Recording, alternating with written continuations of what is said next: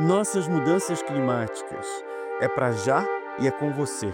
Toda terça-feira, um novo episódio na voz da Heloísa Fischer.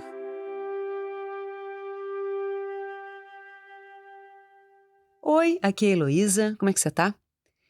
Eu venho te convidando para um passeio pela adaptação profunda e os 5 eixos que ela propõe, todos começando com a letra R. Esses eixos desafiam a pensar a forma como vivemos enquanto indivíduos e comunidades. Hoje eu vou abordar os últimos 3 R's da adaptação profunda: restauração, reconciliação e retomada. Eu trouxe a adaptação profunda porque esse conceito criado pelo professor britânico Jem Bendell tem me ajudado a viver melhor desde que eu me dei conta da nova realidade climática que ainda vai nos dar muita dor de cabeça, né? A adaptação profunda coloca a gente para pensar criticamente e identificar o que de fato importa na vida. Como reorganizar rotinas individuais e também rotinas comunitárias, sociais, para viver melhor em um contexto que se torna cada vez mais instável. É uma proposta de escolher ter cuidado consigo mesma, cuidado com as comunidades onde a gente está inserida, seja comunidades mais próximas, tipo o nosso condomínio, o nosso bairro, ou então comunidades mais amplas, a nossa cidade, o nosso estado, o nosso país. Então, seja individualmente ou nacionalmente, né, até em última instância, essa postura de investigação cuidadosa que a adaptação profunda propõe pode trazer conforto, esperança, quando a gente está assimilando, né, a enormidade da crise climática e os impactos que essa crise causa na vida. No episódio anterior, eu falei sobre os eixos da resiliência e da renúncia. Ou seja, o que a gente deseja que permaneça na nossa vida, a resiliência, e o que a gente deseja que vá embora porque está atrapalhando as coisas, né? A renúncia. Isso é uma forma de tentar estabelecer esquemas de vida mais felizes. Aí talvez alguém pense assim, mas espera aí, você quer ser feliz enquanto milhares, milhões de pessoas estão sofrendo perdas e danos com a crise climática? Ah, isso é fruto do seu privilégio de mulher branca, da classe média alta, alguém que consegue se blindar das piores consequências do caos climático. Essa é uma crítica recorrente à adaptação profunda. Mas, sei lá, ela me parece ser fruto de desconhecimento e preconceito, ou até mesmo de uma certa superficialidade ao se aproximar desse tema. Isso porque ninguém chega à adaptação profunda indiferente ao sofrimento individual e coletivo pelo qual a gente está passando. Mas, ao contrário, é justamente no meio desse furacão do sofrimento individual e coletivo, depois de aceitar que tudo está acontecendo, depois que você se vê dentro da barriga da besta do caos climático, a adaptação profunda chega propondo reflexões que podem levar a respostas libertárias, compassivas, respostas que a gente vai construindo e vai transformando em pontos de luz na nossa vida e na sociedade onde a gente está inserida. Por isso eu te falo que eu me sinto mais feliz hoje do que antes de ter me dado conta da crise climática. Bem, essa é uma experiência minha, né? Óbvio que cada pessoa vai reagir de uma forma. A adaptação profunda, ela é um tema tão grande que ela sustentaria, assim, sei lá, uns 20, 30 episódios, né? Mas aqui eu só tenho espaço reduzido. Então, bora fechar aí com os R's que estão faltando: restauração, reconciliação e retomada. Começando pela restauração, e a sua pergunta guia: o que é que pode ser resgatado do passado para enfrentar esses tempos difíceis? O que ficou para trás porque a gente esqueceu ou então não viu valor naquilo, mas que agora pode ser vital para enfrentar os desafios atuais?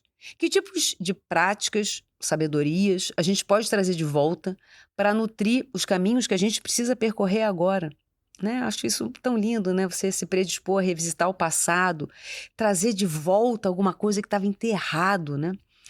Me vem à mente aqui uma exposição sobre a água e os rios em favelas cariocas. Essa exposição mergulhou em memórias de moradores para resgatar como é que eram os rios nas favelas há 30, 50 anos e como é que era a relação das pessoas com aquelas águas. Fotos, entrevistas, objetos, né, vão construindo esse resgate, essa restauração. E, de repente, o que os moradores chamam hoje de valão pode ser visto como um rio degradado, mas um rio. Aí você lembra que seu avô tomava banho naquele rio, que hoje é o valão, né? E de repente você vislumbra que aquele valão, quem sabe, pode voltar a ser um rio. Isso requer esforço coletivo, né? Tem benefícios evidentes. Isso é a restauração. Pois bem, como é que eu venho aplicando a restauração na minha vida, né? Que é um conceito tão amplo. O que eu trago de volta que estava no passado? Acho que eu destacaria a vivência da espiritualidade, que já teve muito forte no passado, por uma série de razões foi sumindo no meu dia a dia. Eu tive uma adesão tardia ao catolicismo, já era uma balzaquiana, né? Foi uma experiência bem forte durante vários anos e depois entrou num estado assim, a espiritualidade entrou num estado assim quase de hibernação. Eu tenho buscado reavivar a chama espiritual dentro de mim e tem me feito muito bem.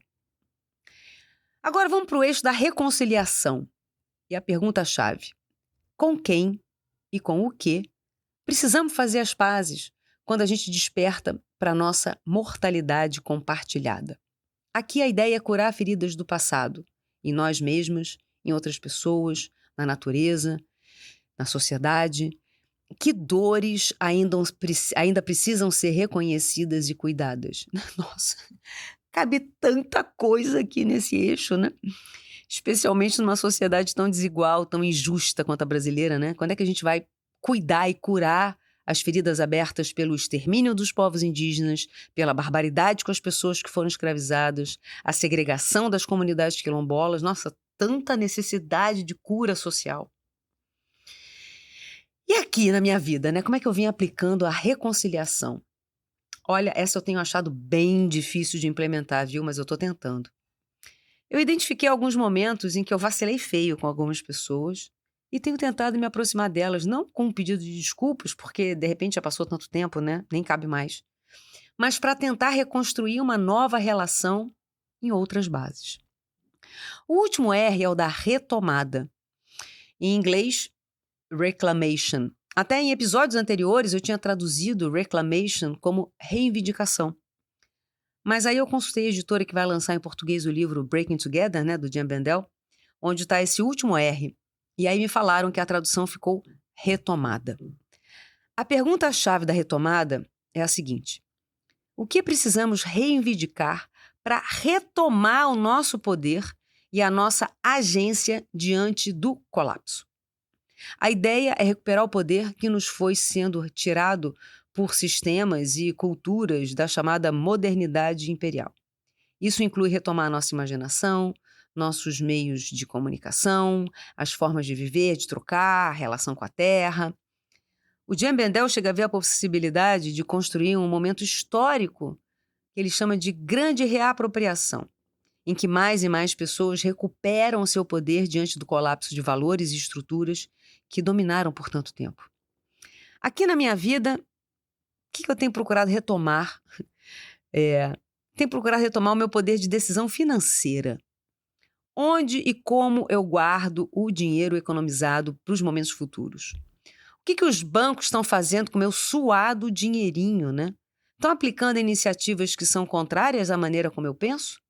Em iniciativas que destroem o ambiente natural? O meu suado dinheirinho está ajudando a aumentar o problema? Eu não quero mais compactuar com isso. Nossa, é muita coisa, né? Mas a gente chega então ao fim desse passeio pelo conceito de adaptação profunda. Eu espero que tenha sido proveitoso para você.